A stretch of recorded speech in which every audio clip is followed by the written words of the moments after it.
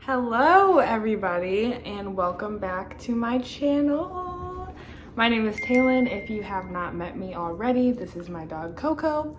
She'll probably be in the frame this entire time. But today is exciting because I'm introducing a new series, and that series is going to be Diaries of Miss 20-something. And this is the first episode of the series. I plan to upload at least once a week for the series specifically, so I will probably start uploading like 2 or 3 times a week.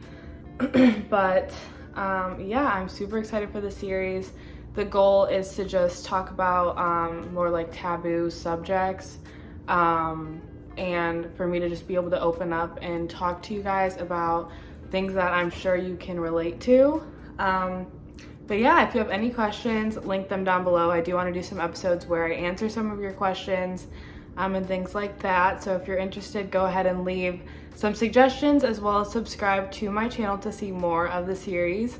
Yeah, but enough rambling. Today's topic will be why change and uncertainty is good and why we feel a need for change so often. So yeah, without further ado, let's get into it.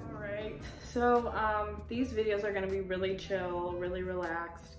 I have some coffee here. This is from Black and Bold. I'll link it in the description. I'm not working with them, but I do love this coffee.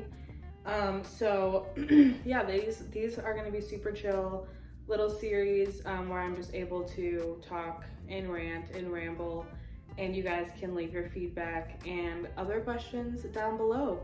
So I actually do have the series planned out in my notebook. I just have like some little points and things like that that I'll touch on. So if I look down a little bit, then that is why. I'm out of breath, I don't know why. But this series again is why change and uncertainty is good, why we feel the need for so much change, and why we feel so uncertain sometimes.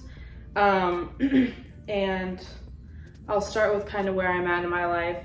Right now I'm working full-time, and I love my job. I absolutely love it. I do want to expand in the field that I'm in. However, I feel like my job is no longer serving me. And I know a lot of us are feeling like that right now. Feeling like quitting your job, feeling like you just hate your job, you don't want to be there anymore. And that's kind of where I am right now. I don't hate my job, but I do feel like I've hit a roadblock at my job, and I don't want to try to go forward. So I've been actively looking for new jobs, and it just is a liberating feeling when you know that there's a possibility for something different, for something better. And I know that the things that I'm looking for as far as a new job would allow me more freedom, of more time, things that my current job doesn't allow me. And we have to think about the fact that employers, they care to an extent, but they don't really care about, most of the time, your mental health, your physical health, and your well-being overall, unless it has to do with the company. And I just really have found myself looking for more stability in myself and more flexibility within my life, and being able to prioritize my mental health, my physical health, and the things that I want to do on a day-to-day basis that would make me happy. And I think that's so important, to actually focus on things that make you happy, and to be able to have the time in the day to stop and take a minute and go to the gym, or to make a smoothie, or to watch a show, things like that. I feel like we often just, Monday through Friday, it's work and nothing else. It's work and maybe go to the gym, but mostly just work, and we don't have time to do the things that we want to because you just sat for 8 hours at your job and you don't have any more energy. But that's kind of what corporate is supposed to do.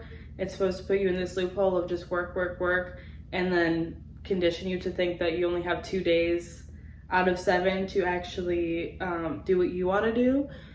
So yeah, so another point I want to touch on is how those feelings of wanting change actually are going to manifest new and better possibilities into your life. Like I said, I now know that I'm looking for something that will give me the flexibility to live my life while still being able to be financially responsible and abundant.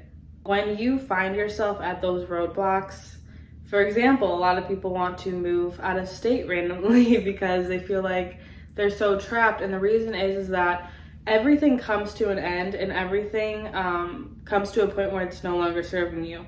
And the thing is that's just what growth looks like. So when something's no longer serving you, it's because something better is ready for you.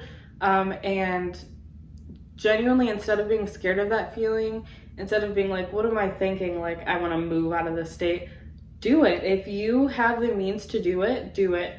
And I promise you have that urge, you have that feeling for a reason, and you're going to find out very soon what that reason is for you.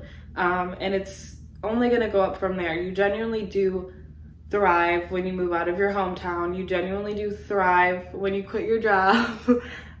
It's why so many people say that I'm depressed, so I need to quit my job, or quitting a job is like therapy. It's like a boulder lifted off of your shoulders, and it's almost like we are conditioned to please our employers, which is I'm a person who's terrified of giving a 2-week notice because I don't want my employer to be mad at me. Well, I'm the one contributing to the success of the company, and you have to look at your time and your abilities as contributions to someone else's success when you could be contributing to your own success.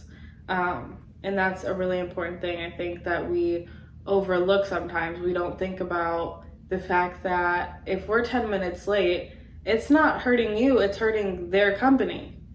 And they need you because you're there to help their company and help their company grow.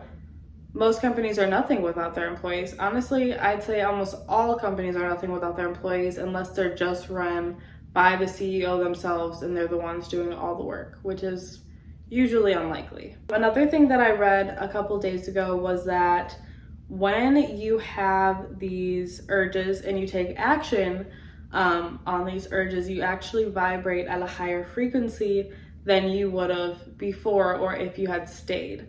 And this is because your life is aligning with your manifestations. So for example, my ring light just went out.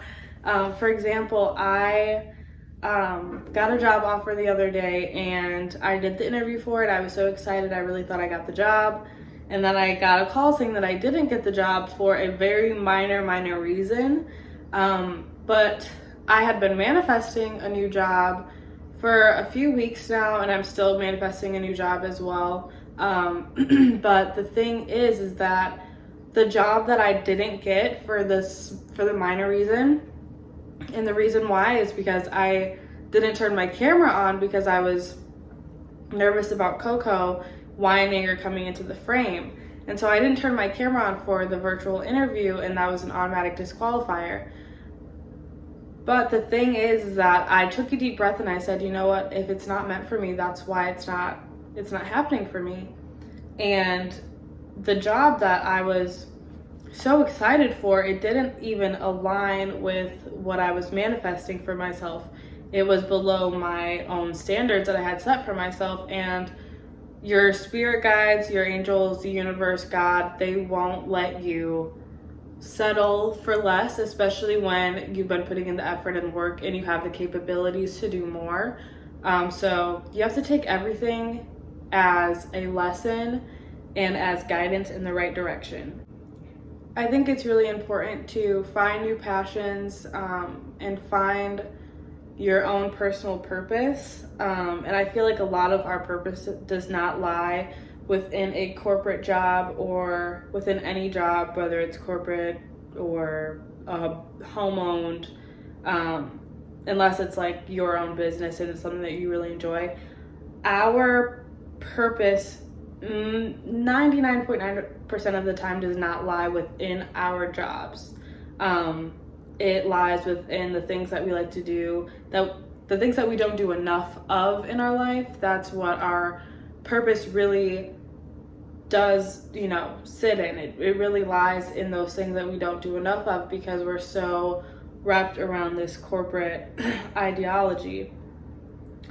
So just do more of what you actually love. Think about the long term, your mental health long term. Think about if you're actually happy. Think about the things that you could manifest into your life to create the life that you're actually looking for, and take action on those things. Like, you don't have these urges for no reason. Take action. There's better things out there for you, and a lot of the time you're conditioned to think that there aren't any other options for you, but there are. There's so many different types of career paths. There's so many types of ways to be financially abundant. Like, there's a million ways for you to be able to have that work-life balance, but still feel like you have a life outside of work. Like, you still can wake up and know that you're going to have a good day and a productive day, and that you're going to be able to do things that you love as well. So yeah, I hope that if you took anything from this, it's that you should follow your dreams, and that it's okay to feel stuck. It's okay to feel like you're done with the chapter that you're in your life, and to keep moving forward. So if you have any questions, please comment down below. I would be happy to answer them. If you have any comments, if you guys want to discuss in the comments, go ahead, and don't forget to subscribe to my channel so that you can see more of the series. Thank you so much for joining my first episode, and I'll see you again. Bye.